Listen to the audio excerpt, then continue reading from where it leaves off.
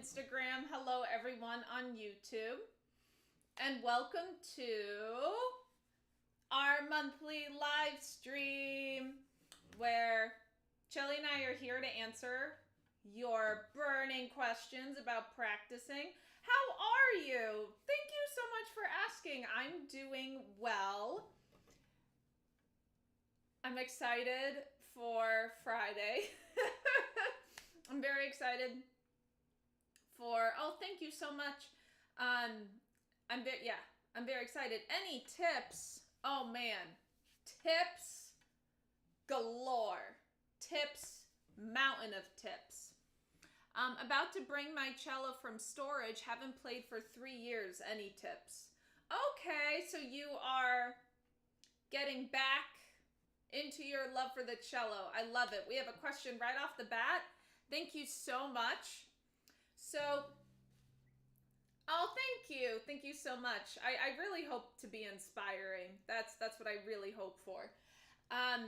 So I will say I do have a video on my YouTube channel about creating a practicing schedule for adults. And what I mean by that, I mean people who have full-time job, family, lots of exciting things, and they want to add cello to that. How do you balance that, having a full-time life? So I would highly recommend that because I really put an emphasis on being productive without being critical of yourself. So a way to create a practicing schedule that is sustainable. So that's on YouTube. Some other tips. No matter what age you are or what your long-term goal with cello is, always be in touch with why you love cello. Always be in touch with that. Always. Because I know during some of my college days where I went down into the practice rooms and I was there for the umpteenth time, I don't even know, and I'm thinking, what am I doing here? And I just think about my love for music, and that's my answer. Now, that's a very abbreviated version, but always being in touch with that. And sometimes, if you, let's say you don't have time to physically be with the cello, looking at YouTube videos of some of your favorite cello players, looking up pieces you want to play and listening to those, just ways to be inspiring. If you don't have a chance to practice, that's okay. You know what I mean? So to surround yourself with a lot of inspiring videos, audio recordings. And the other thing too that I will tell you is consistency is most important. Oh, that's very lovely.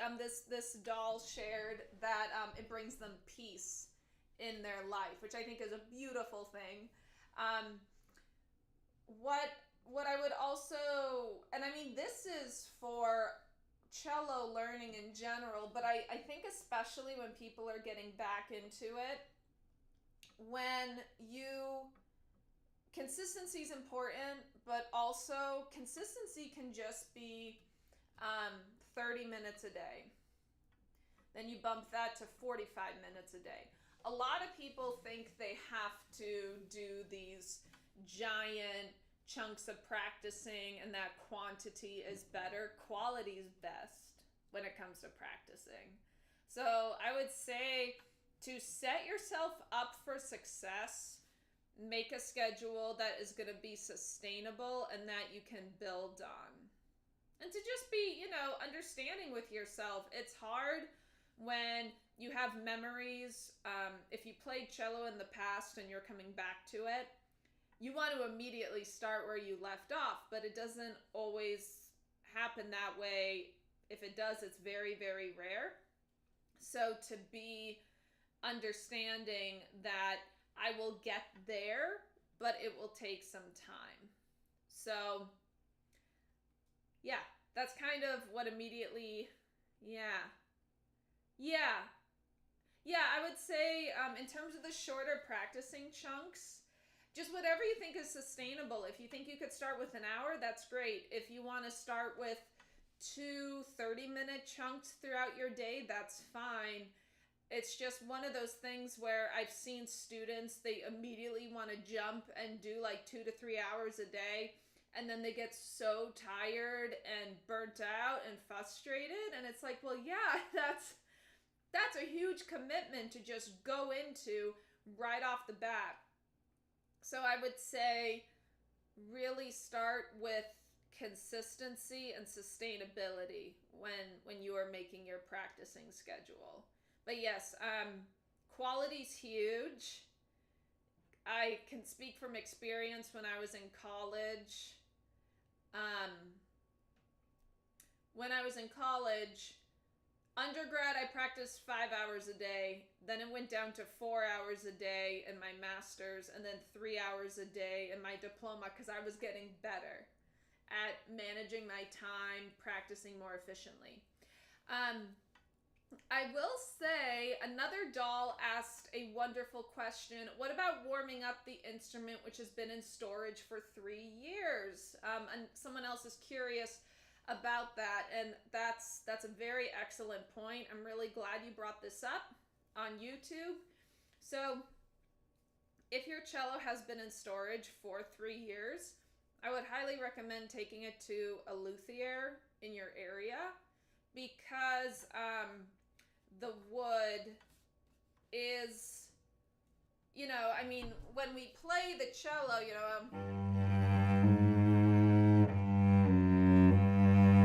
like every time I play something, the vibrations go into the wood and echo around the instrument and vibrate the instrument. And when it doesn't get that for 3 years, don't be surprised if the instrument sounds kind of muted, not as full as you remembered. That's pretty normal for a cello in storage. When you take it out, if you live in an area that is not humid, like I live in Vegas in the middle of the desert, and I have a humidifier in my music room. If you live in a similar climate and you're in a dry season, I would highly recommend getting a humidifier for your music room. Since we're in the summertime, if you are in a pretty humid area of the world, then you might not need it. But again, just looking, okay, you're not too far, you're in LA. So LA's pretty humid this time of year, so I think you'll be okay. But I would find, look up reviews or ask your colleagues about some reputable string shops in your area. And if you need some suggestions, you can always send me a DM. I'd be happy to recommend some shops to you. But just to give it a look over. It might need a little TLC. I know Chelly needs TLC. I'm sorry. I'm gonna be... Chelly needs some TLC soon. But yeah, just to kind of check it out and get a professional instrument doctor's opinion, I think would be very, very wise. Yeah. And if you go, I mean, like for example, this is kind of cool. I don't know if you guys know this. This is a fun fact about cello design.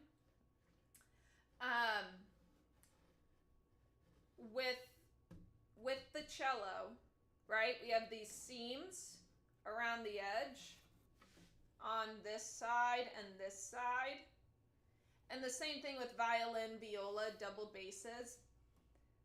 Usually once a year, I'll have a little open seam. And it's so small, you can't even really see it. It's like a lot of luthiers, fun fact, will take a piece of paper and they kind of go along the edge, or they'll tap it, and they can hear where the taps are hollow, meaning there's a little opening.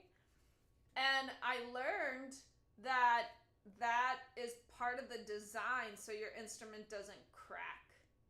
So isn't that cool? Like an open seam, it's really not a big deal. They'll put some specialty glue, they'll put some clamps on the side, and it'll be good in a day. It'll be fixed. But if your instrument is so rigid and glued and tight, because wood moves, right? I mean, think about a big example. A lot of people, if you have wooden doors in your house during the summertime, they don't quite shut right because the wood is bloated from the humidity. So that's an example of how wood is still this it's fascinating. It's still kind of this living, breathing substance, wood. So if your cello is so rigid, when that slight movement happens, instead of a tiny seam opening to release, it'll crack. So it's actually a really cool defense mechanism. So don't be surprised if you bring in your cello and you have some open seams. That's very easy to fix. Honestly, cracks, even though they're not great, yeah, cool. Cracks aren't the end of the world. Again, glue and fixing them. It's in a very nice case. Cool. Great. So I'm very excited for you to be reunited with your cello. That's amazing. And I hope you have a great reunion and that you get started and you have a fun time getting reacquainted with your instrument buddy. So yeah, I hope that helps. And yeah, just be very kind and gentle with yourself.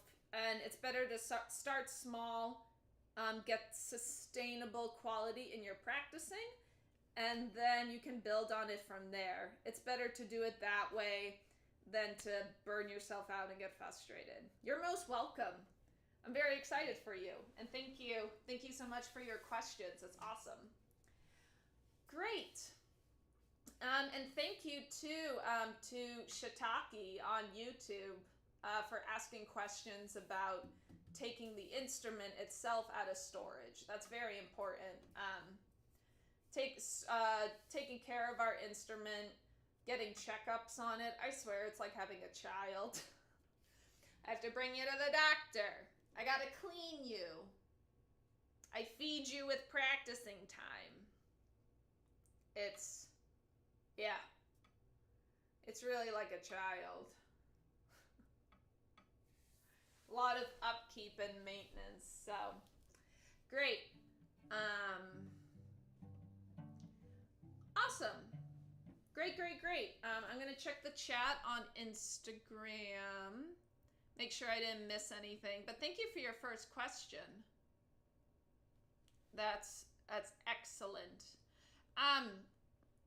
So I'm sure a lot of you have the gist by now. But if you're new to the Cello Doll, I'm thrilled you're here. At the end of every month, we do a live stream, an educational live stream, where I answer your questions. Chelly is here for demos. It can be general questions. It could be something super specific, like bar 67 of this piece in Suzuki Book 9. You know, we do the whole gamut here. So that, and again, all questions are welcome. If you want tips on how to play Twinkle Twinkle, I got you. If you want tips on Dvorak Cello Concerto, I got you. So, you know, doesn't matter. We're all welcome here. So, another question on YouTube. Have any fun upcoming gigs that you're looking forward to? What's your favorite music and group composition to perform with while freelancing? Cool. These are great questions. So I will be announcing this over the weekend. I am going to be having a concert with my cello duet, Celia Div, featuring Paul Hyun. And we're going to be performing in Vegas. Right now, we have a concert at the Our Lady of Las Vegas Church. That's going to be Sunday, September 7th at 3 o'clock, which is very exciting. I love that venue. It's a very music-loving community. And we're potentially going to be doing some dinner sets as well. So if you really like the formal sitting down concert format and you're in the Vegas area, again, that's Sunday, September 7th at 3. So been working on a lot of two cellos, apocalyptica stuff. Another thing that I am very thrilled and excited to talk about is the rock orchestra. They play so much music that I cover on my page, so I would say that's kind of what I'm super excited about. All the musicians there are incredibly high caliber.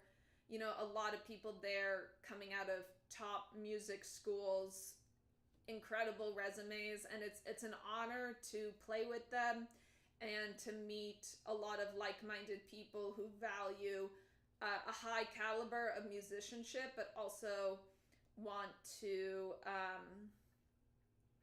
high caliber of musicianship and want to cross genre barriers. So we do some remixed classical pieces, and we also do Led Zeppelin, we do AC/DC, and then we do groups like My Chemical Romance, Evanescence, the Cranberries, like the whole gamut of like 80s rock to present day. So I'm so excited. I'm going to be going on tour with them second half of October into November. And I think we're going to be covering kind of the southeastern United States. So I'll be announcing the dates that I'm in the group. We kind of rotate. We have 2 people.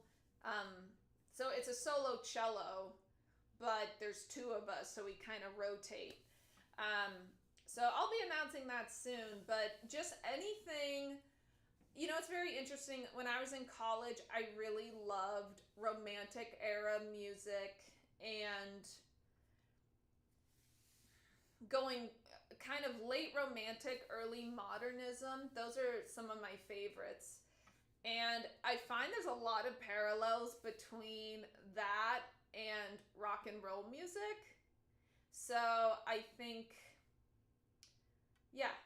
it's really fascinating to see the parallels in the classical music I love with things like rock music and alternative music. And that's kind of a big reason why Cello Doll ended up happening, was because I could see these parallels. And so any way I can experience those genres, it's like Christmas morning. Every day I get up on that tour bus feels like Christmas. So I'm very excited for that. So thank you for asking about what's going on. Follow-up question. Any recommendations for hand practice? For the left hand, it's been a while. So left hand dexterity. Sure. So one important thing, if you're getting back into cello, a big rule is to, when you are playing something that's, let's say the music tells you 4th finger, you want to have all 4 fingers down. You don't want to play like this or this or this. I joke with my students, don't give me the middle finger, because they don't realize they're doing it. So whatever finger you're playing, you have to have all the ones behind it down. So if it's 3rd finger, you need 2 and 1 down, 2nd finger. So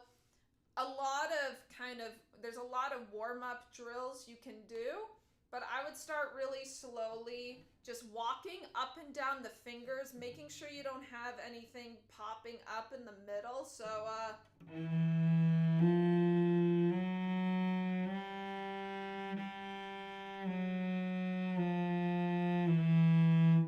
just kind of walking them up, and then practice lifting them off. You want to lift them off quick, but you don't want to advertise that you're doing it. You don't want to lift them straight up in the air. So you want to have that kind of quick finger action without the height. Think of them like helicopters. And then you mix up the order of the fingers. So you might do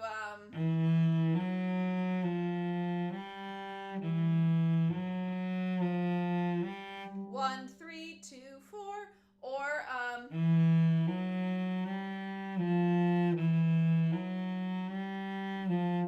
there's so many different combinations of how you can alternate between the 4 fingers, and that And then eventually you can speed it up, incorporate a metronome.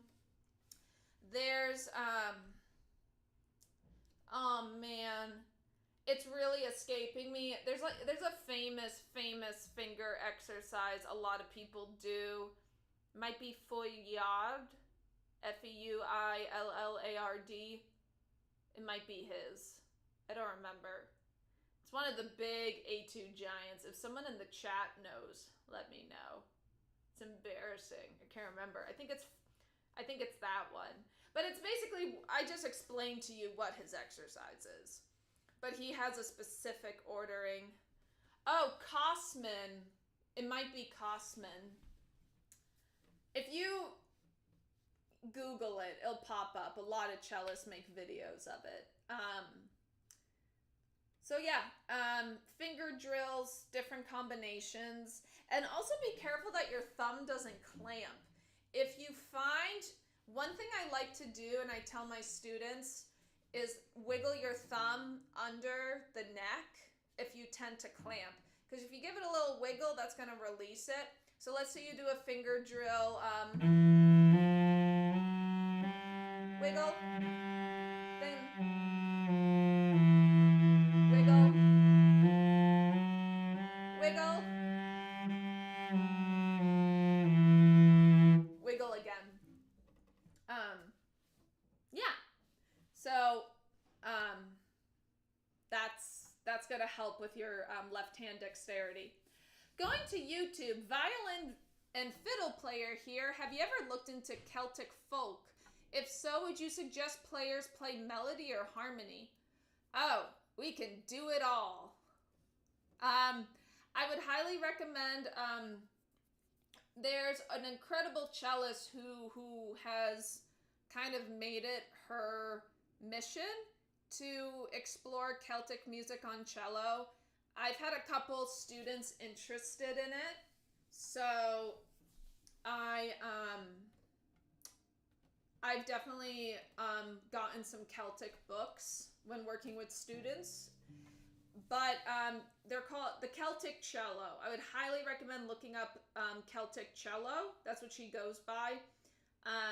I did a really cool video montage with her, I think 1 or 2 years ago. It's called Cello for Trees.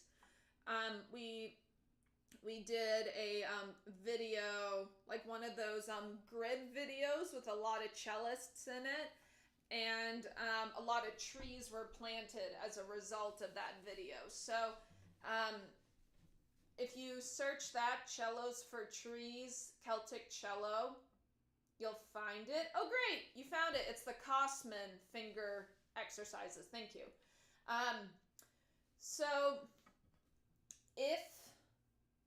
if you look her up, she does a lot of videos where she plays melodies, famous Celtic melodies, and I think that will really give you the flavor for how cello can sound in that role. But I'll say, I'm curious to hear if you're arranging something. It sounds like you're arranging something based off of your question, but I don't want to assume.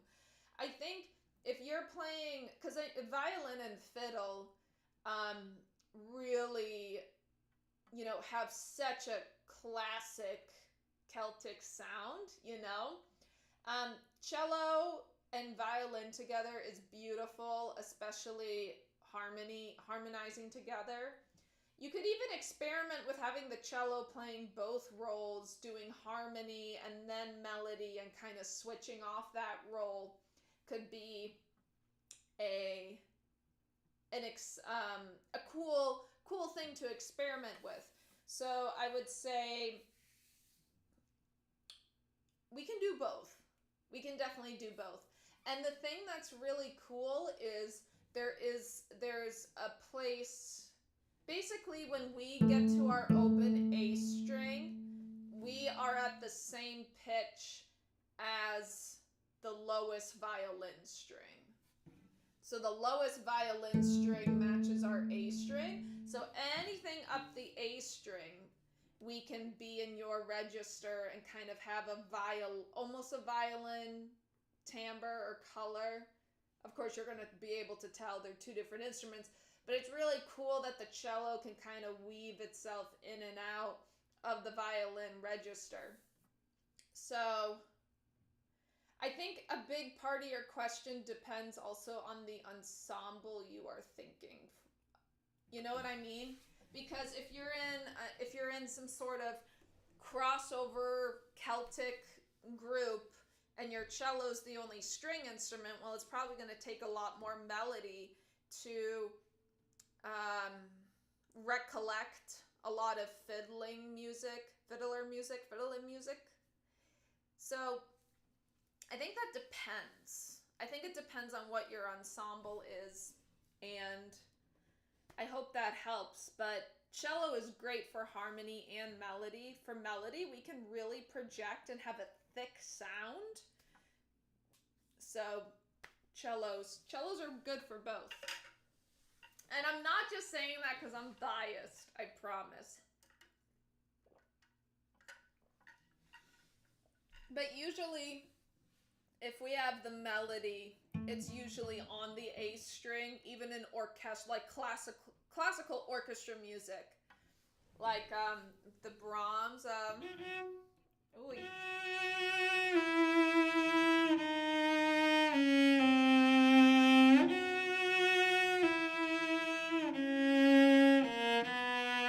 Like that's a very famous cello excerpt, and it's all on the A string. So, yeah. So I hope that helps. A string is really going to project through an ensemble. Next question. Can you do Mendelssohn Midnight Summer Dream excerpts? I will give you tips on them. But if I were to just lay down, I mean, one thing, I need to be very clear. I studied orchestral excerpts for a long time, but I'm not actively auditioning for orchestras. So I don't have them. If I were to just lay down and play a bunch of excerpts on a live stream, I would have to practice them for at least a month, probably more like 2. But I do have my excerpt book, which has a lot of the most commonly asked for cello excerpts, and I have played Mendelssohn Midsummer.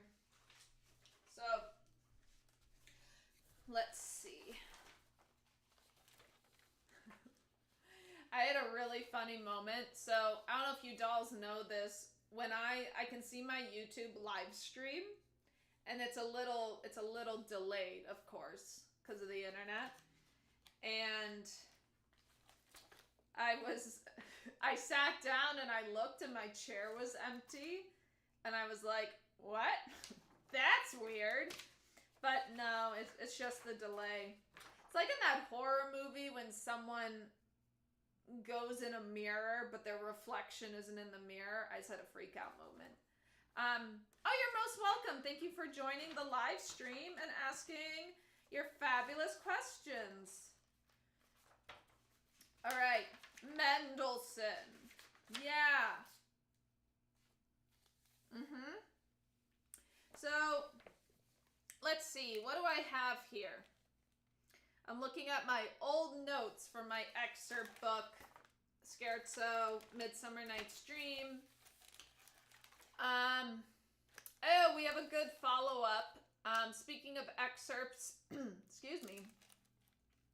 What do you think is the most important thing while practicing them? How important is finding different professional yeah. So, sorry, I should have finished. How important is finding different professional recordings to listen to? So this is a really good point. You should listen to many. If you are auditioning for philharmonics and professional orchestras, if you can find a recording of that orchestra playing some of these pieces, that would be great, because you hear how their conductor has worked for it to sound. You hear that group's interpretation. So let's say you're auditioning for the Boston Symphony. Listen to a recent Boston Symphony recording of Mendelssohn, Midsummer Night's Dream.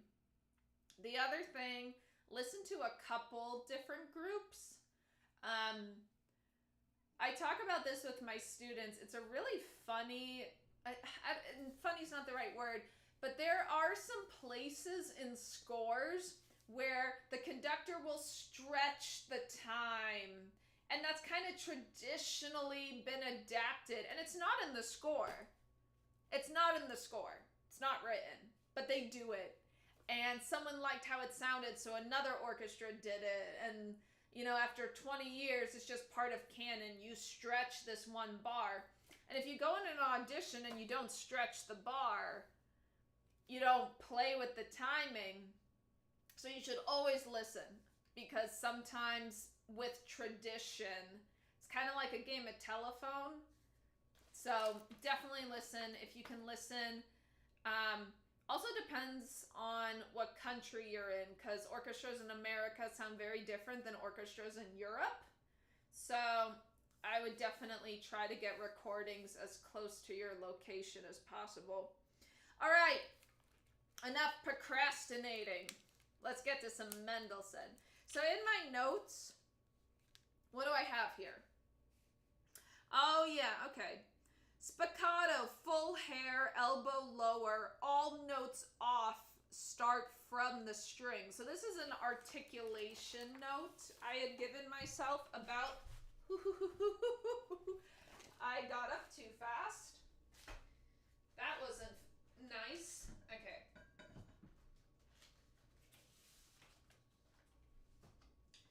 All right.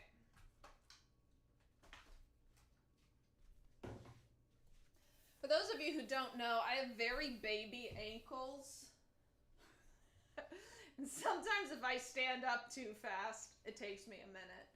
I'm 5'8" and I wear a 5.5 shoe, which is a 13 in kids.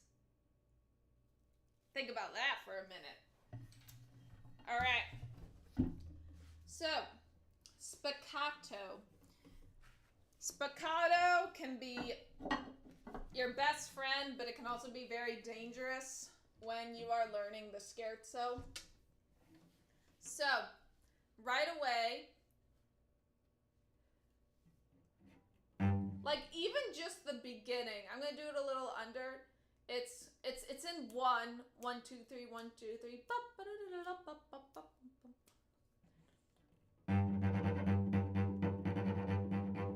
Do you see how tiny of a bow I'm using? Very tiny. Very controlled and clarity. So I come off a little bit and then I go immediately back in. I'm in the string. Because if you don't,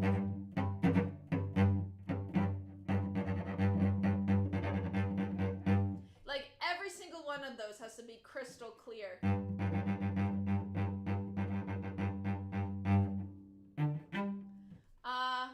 I think I go to the open D actually.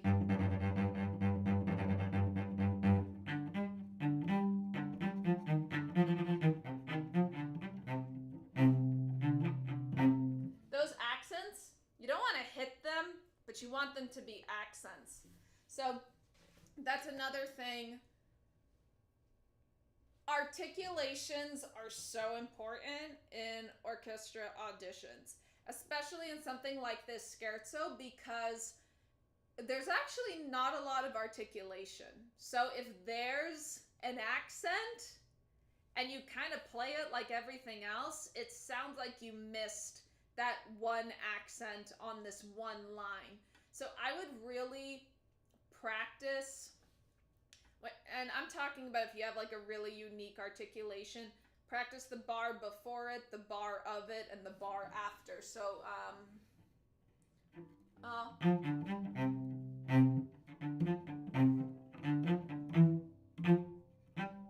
you know, just really make that repetitive, consistent, and then your chances of missing it are very small. So we're gonna not do the beginning though, because the big moment is letter C. So you don't want to sound like this. Messy, loud, and a lot of work. You're the fairies in the Midsummer Night's Dream. Very sparkly, light, and delicate, so don't do...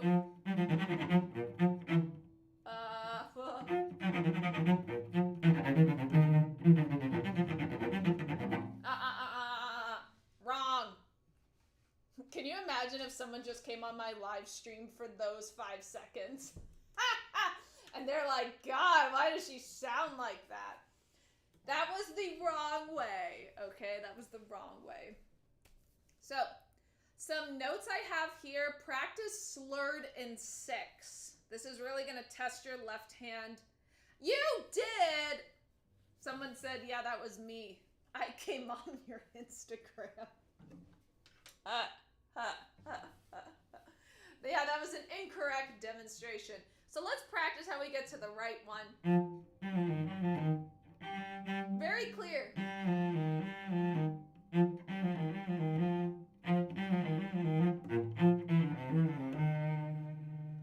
Okay?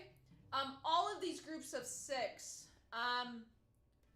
So there's a couple, I'm not going to get into fingerings because that's kind of a rabbit hole, but try to minimize your string crossings. That's the only thing. You could stay in first position.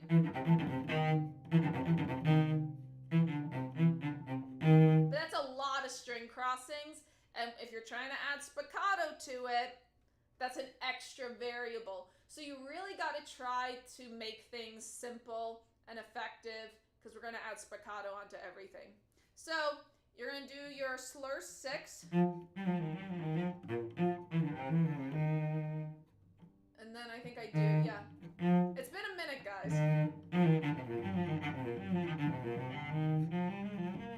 So that one I would want to practice.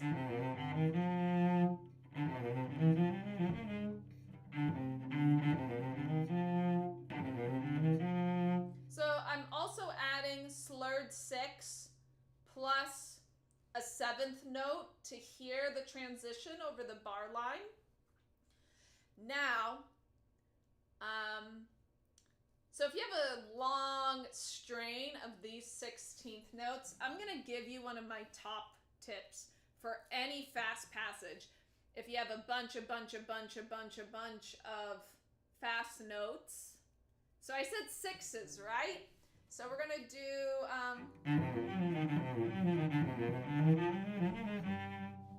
those are 6s. Do 3 and then 6s. So we're displacing the pattern by 3. I do this a lot. You can displace it by 1. You could displace it by 2. Doesn't matter. I'm just thinking because we're playing in 6s, 3s would be easy. So it's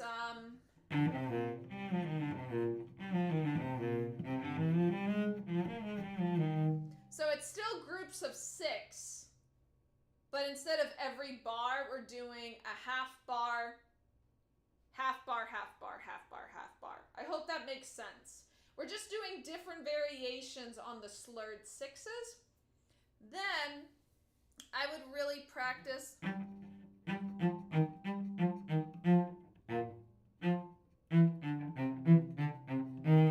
very precise and small with the bow.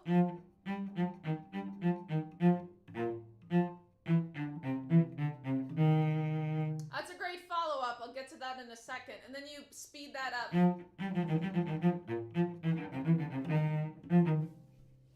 Right? Someone asked how to not rush. All right. I knew the time would come. I'm going to drop one of the top tips I've ever gotten for orchestral excerpts. And this is a perfect piece because this tip involves time signatures that have an 8 on the bottom. 6, 8, 3, 8, 9, 8. You put the metronome on the quarter note. Not only the dotted quarter note. So for those of you Yeah, so we're gonna go to like, I have 80 here. It's probably really fast. Dum ba da ba da bum bum bum bum ba da bum. That's not that fast. It's a little slow. It's usually a little faster, but we'll start with this. Oh, 80 to 84, goal of 88. It's more like 88. So I'll put it on 80. So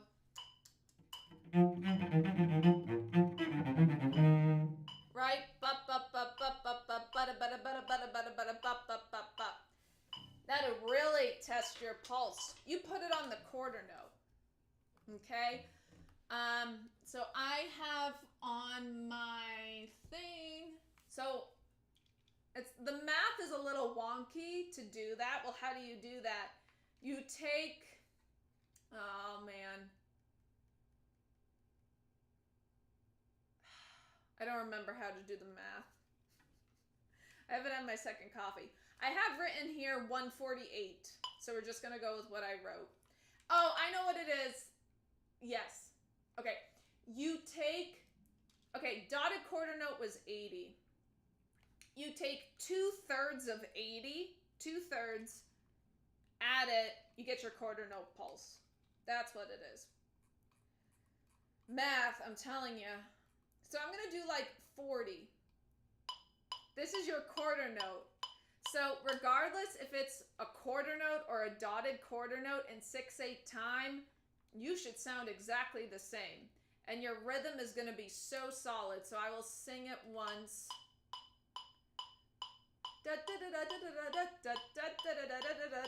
You hear that? Wait a sec.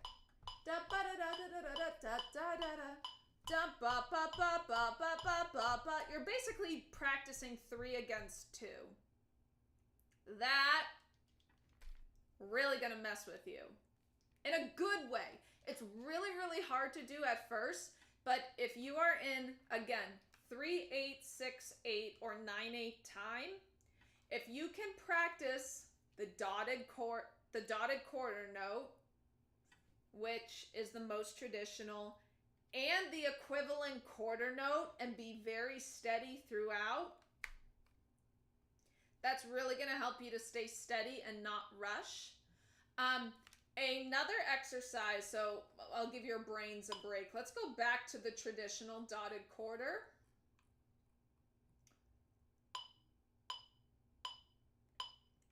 You're going to practice the first note of each bar. We want to be right with this thing.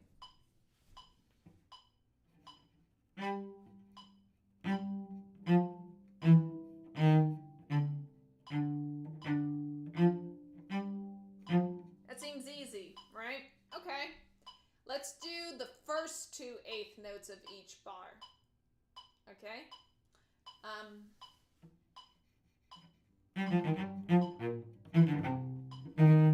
It's hard. I would have to start this slower, but I'm doing this for the sake of time.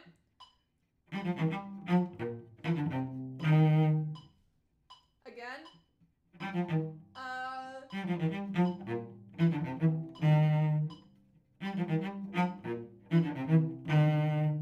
You hear how the excerpt is building itself? Because what happens, I'll tell you why people rush. And then we have the full version.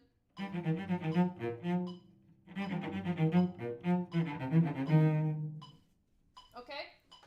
And you do this for the whole passage. The reason people rush is they compress the middle. They compress the middle. It starts good, and then the middle of the bar or the middle of the phrase gets squished. And as a result, you rush. And then you play faster because you feel like you're falling behind, and it's a mess. So if you can really... And I like that building block exercise where you play the first 8th note of each bar, then the first 2 8th notes of each bar, and then the whole bar. Because it forces you to hear that second 8th note, the middle of the bar, making sure it's clean, clear, and controlled. And again, don't use a lot of bow for this excerpt. You're pianissimo. Everyone plays this excerpt too loud. That's, I think, the top thing that was said with this excerpt. Everyone plays it way too loud. So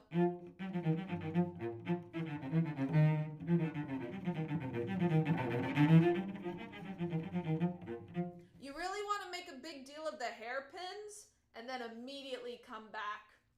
So that's what I will say dynamically. So a controlled spiccato that is clear, and also your dynamics are what's going to make this stand out. So that's kind of your deep dive into Mendelssohn, Midsummer. Excuse me. There's another question about, okay, I'm going to address, you're welcome. I'm going to address the rest of the questions in order. So I appreciate your patience. Could you please demonstrate in slow motion the correct sequence of long shifts using old bow and also new bow shifts? Okay, great. This is a concept I've talked about as well. I got this from my amazing mentor from the past that I will never stop talking about. Peter Howard is amazing. Changed my cello life. And is one of the most influential people in how I play. Peter Howard. My cello grandpa. So, what is an old bow shift, a new bow shift? So, let's do, I think we'll just do a classic octave shift. Maybe we'll do the one from Rococo, though. That one, a lot of people. So what you need to do, let's do the steps. Well, first let's discuss an old bow versus new bow. An old bow, that's what it looks like in slow motion, where you shift so that the next note arrives in place. That's what I say a lot of cellists do, like 85% of the time. A new bow shift,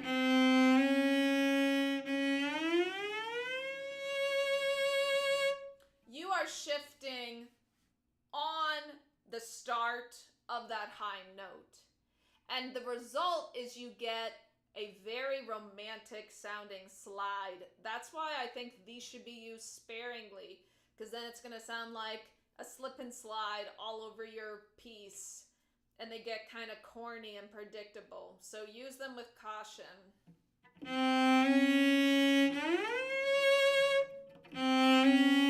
So you notice already,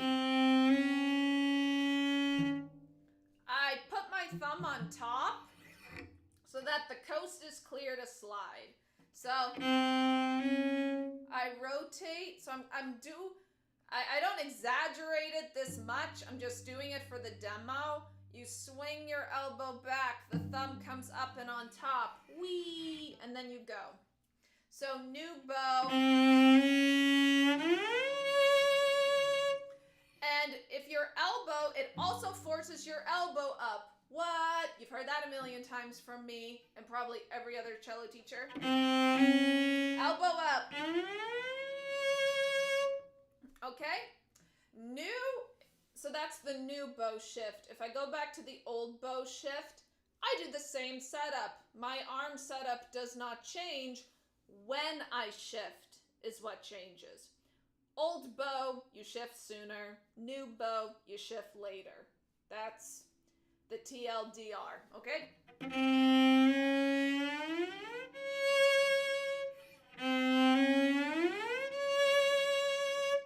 Okay? So that's my demo. And the sound is subtle. I mean, well, I shouldn't say that. It depends on the circumstance. But you're definitely going to hear a big, big slide. So I'll do old bow.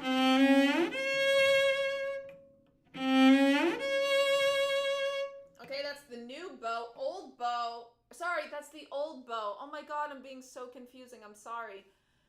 That was old bow.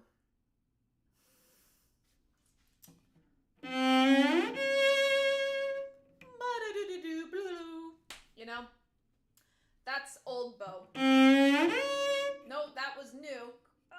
Old bow. I do a new bow on this shift, so it's a little. You hear? It's much more romantic.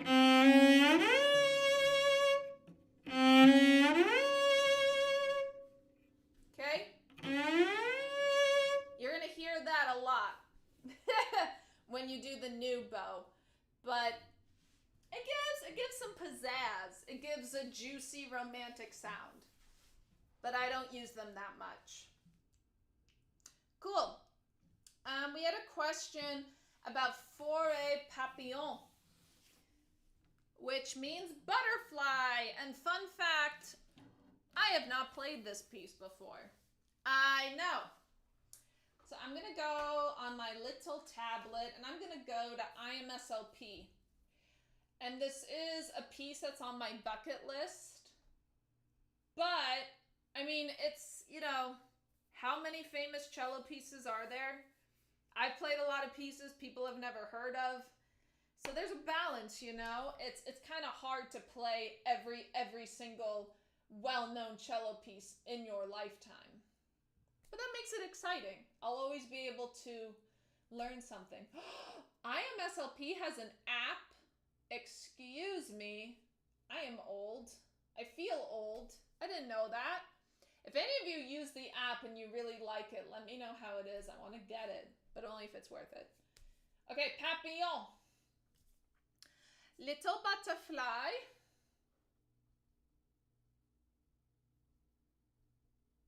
By fourré. Let's see. Oh no. You love the app? Okay, that's good to know. It would definitely make these live streams great. Okay. It would make it easier. For cello and piano, here we go. What I think, because we are coming to the end of the time, Franklin, could you do me a huge favor? If you are comfortable, could you let me know kind of what your biggest hurdles and challenges in this piece are so I can like really pinpoint what will help you? I could give an overview, but I would rather know what specifically you would like help with if you are comfortable with that.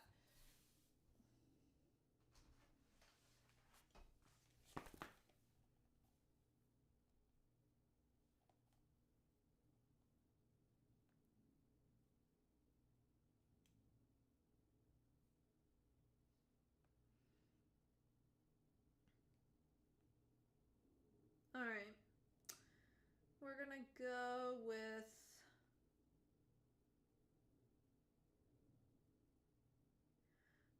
this one.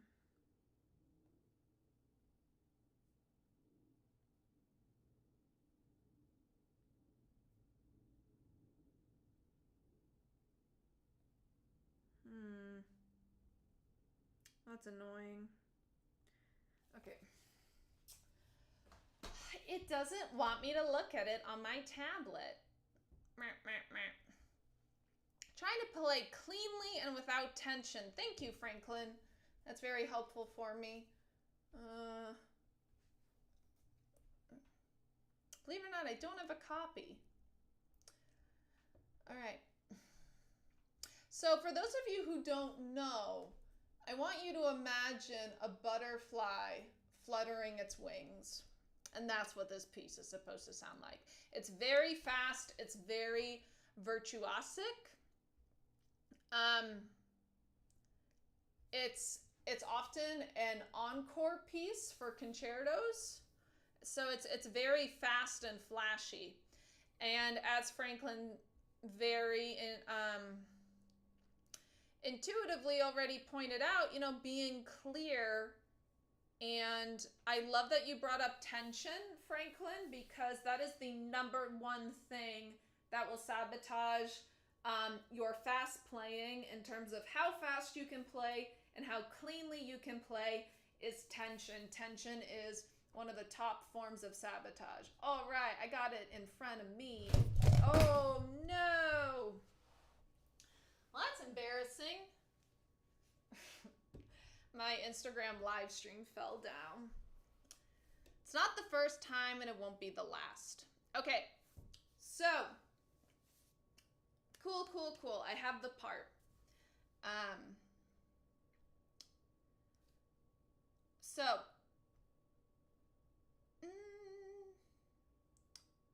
Oh, sorry, there was a follow-up question about shifting. Does your bow keep moving at the same speed? I think it does. I'm trying to think about it.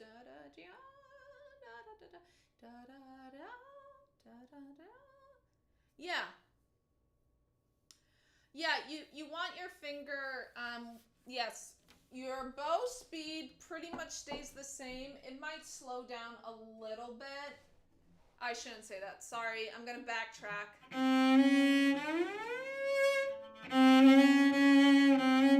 If I keep the bow too fast,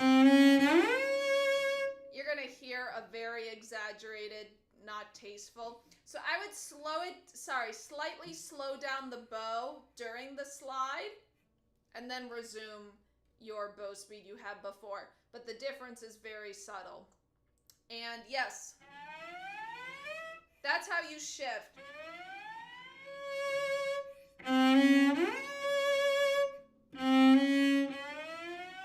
I do let up on my finger weight, but I don't come off. Okay, back to papillon. So, you will be tense if you are not efficient.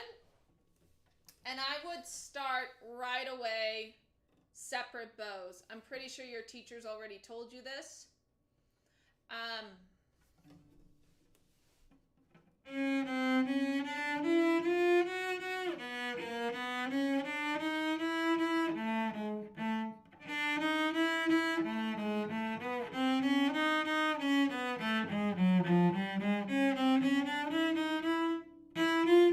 Okay, I'm sight reading this. Woo!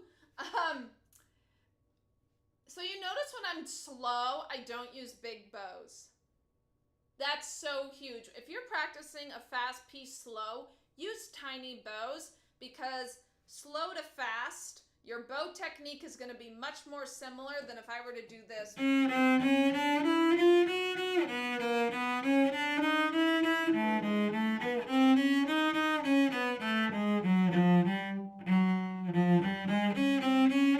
That's a lot. I'm not going to play fast. I mean, I'm not going to do that. You want short bows for fast playing. So even if you are doing a slower tempo, make sure your bow length is very short. Around the part of the bow where you want to do this. Okay?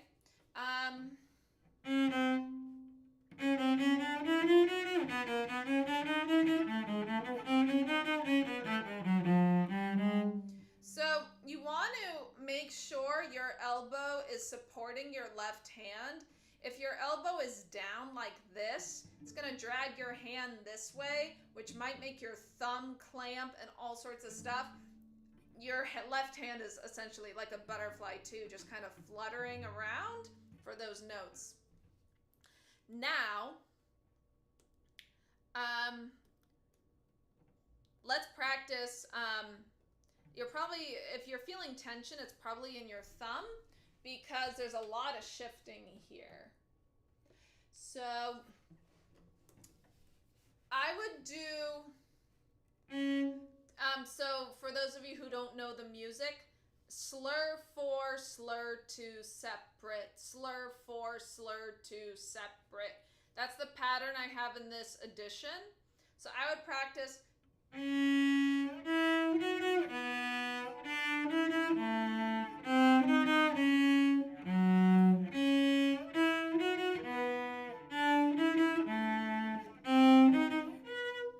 Oh, I would change my fingering.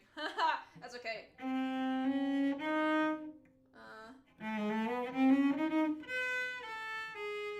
Something like that, maybe. I don't know. Anyways. And the reason I'm really focusing on the beginning is everything I'm telling you right now is going to apply for the whole thing. So I love this idea. Again, here's the original music.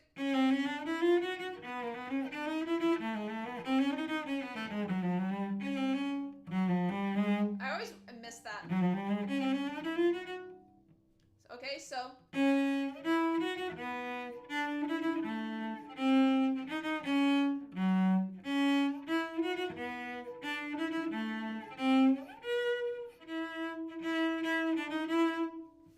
And the reason I'm practicing that is to check my thumb during all of those shifts.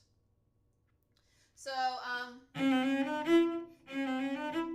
if I see a student throw their hand down for 4th position, I know that thumb is tense as hell. That thumb is going to be really, really tense. So, your thumb should feel light and feathery on the back of the cello neck at all times. So if it's not,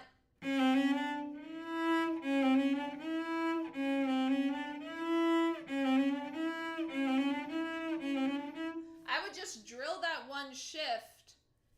So again, we're playing the first note of every slur and all of the separate notes as they're written to help you to have less on your mind so you can assess the left thumb.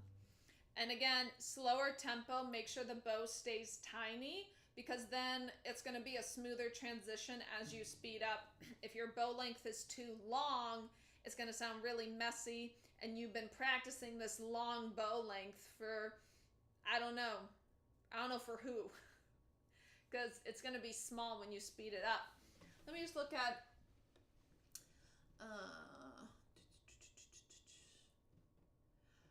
and then there's a beautiful melodic part in the middle. There's a couple melodic parts.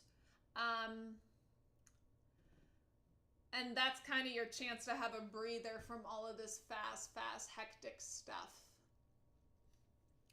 So, yes.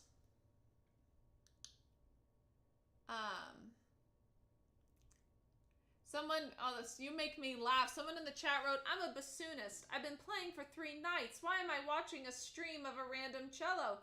Because cello dolls for everybody. Can't say it enough. And I am pretty charming. So maybe that's why a bassoonist is on my live stream.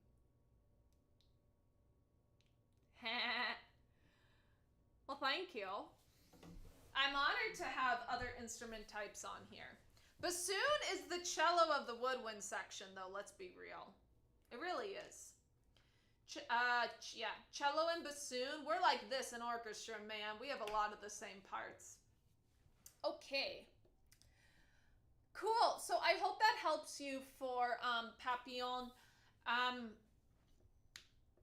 really think that slur separate is going to be huge for monitoring your thumb. Make sure you use the same fingerings though. Like for example, I could go to first finger or 3 if I do the D string, but that's not what I'm going to do in the playthrough. If that was all I was playing, sure, but it has to be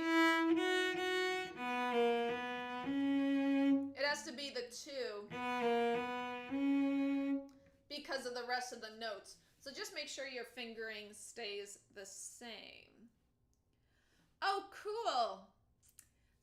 And this happens a lot actually, our bassoonist friend shared, at the Academy we play mostly all the Vivaldi concertos that he wrote for cello. And you'll see that a lot.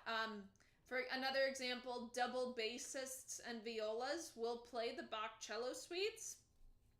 So there's a lot of instances where we will borrow repertoire from other instruments, which I think is really cool.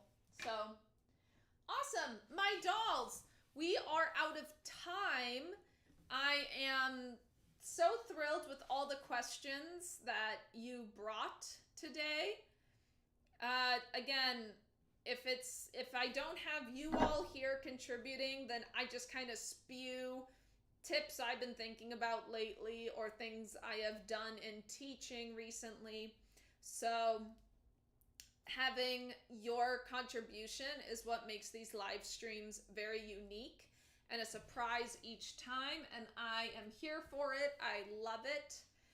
And yes, I'm thrilled to have you all here where we come together and hang out and talk about cello. Absolutely love it. And thank you. Thank you for being here, and I love seeing us all come together each month. Again, fun things down the pipeline that are coming. Sunday, September 7th, 3 o'clock, I will be performing in Las Vegas with my cello duo, featuring Paul Hyun. We played in Los Angeles last spring, so we're going to be performing in Vegas on September 7th. If you are in the area, please send me a DM. I will also be announcing the concert on Instagram. So, well, all the platforms, but I will be posting about that. And check out the Rock Orchestra. We're going to be touring in the fall. I'm going to be in the group mid-October, early November. But it's an incredible show regardless of who's playing. Everyone's phenomenal players. So it's an incredible time to play with a lot of people that have a background like myself, like classical conservatory background. We just get on that stage and rock out for almost a 2-hour show. And it's incredible. I feel so lucky. And it's a phenomenal production with lights and fog machines, and it's really fun. We wear costumes and everything. So if you haven't seen it, I would highly recommend it. We're going to be going up the east coast of the U.S., kind of Florida area, and then heading northeast over the course of the fall. Thank you all so much. So happy and thrilled to share this time with you all. Shelly feels the same way. And we will see you at the end of September for our next live stream. Thank you all so much. And you know what I'm going to say? I say it every time. Happy practicing. Bye-bye.